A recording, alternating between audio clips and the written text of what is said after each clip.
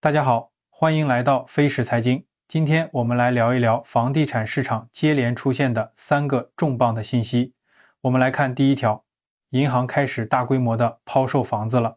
据媒体报道，近期有太多的银行直接进入到房地产销售这个环节，特别是各大城市的农信银行在不停的往外出售房产。比如说2024年8月以来，广东农信系统挂牌出售的房产标的共有12386个。而2024年11月以来，四川农信系统出售的房产标的数量更是超过了2.4万个。此外，辽宁农信系统挂牌直售的房产标的超过1.1万个，贵州农信系统有9539个。好像一夜之间，各大城市的农信系统都开始卖房了，并且还是直售房产，也就是不经过中介可以直接过户的这种。这些房产可不是银行为了炒房在之前囤的房产，而是之前业主抵押给银行的房子。目前业主还不了供了，违约了，对银行而言就形成了不良资产。银行将产权剥离之后，变成产权手续清晰的一些房产，然后再出售。说白了就是断供房产。但银行没有把房子进行法拍，而是收回产权自己直接出售。这种操作相信大家也可以很明显看出，主要原因就是现在断供房的数量确实是越来越多了，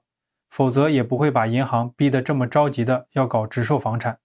因为在此之前，银行面对断供房更多的是进行正常的法拍，而法拍房有一个难点，那就是回款慢，不好出售。相信看到这，大家也明白为什么现在如此着急收归产权直接出售了。而银行之所以这么着急，甚至开始自己直接下场，背后的原因其实还是因为住房不良贷款率在不断的攀升。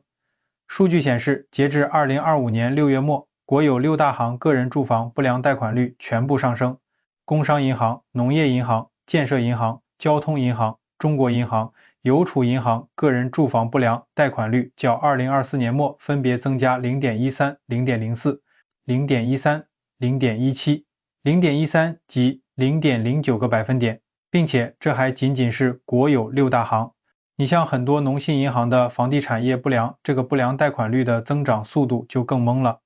比如贵州银行上半年整体不良贷款率均较去年末上升 0.12个百分点，其中房地产业不良贷款率上升 0.7个百分点至 1.75%。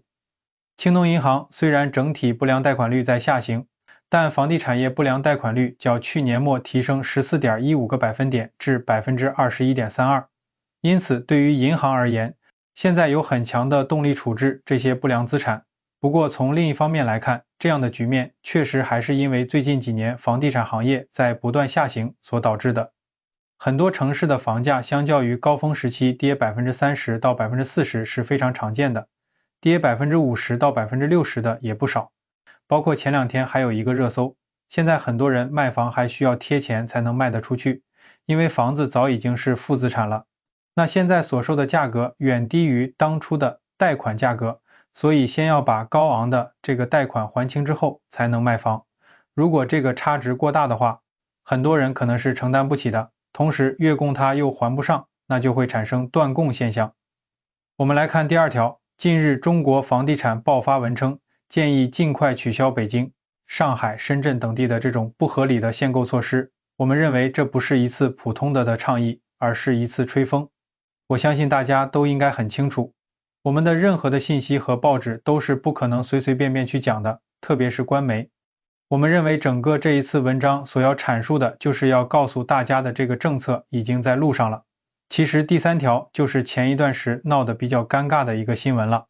也就是科尔瑞发了一份关于我们整个房地产市场的全国的断贷率达到了 3.7 的这样的一个报道。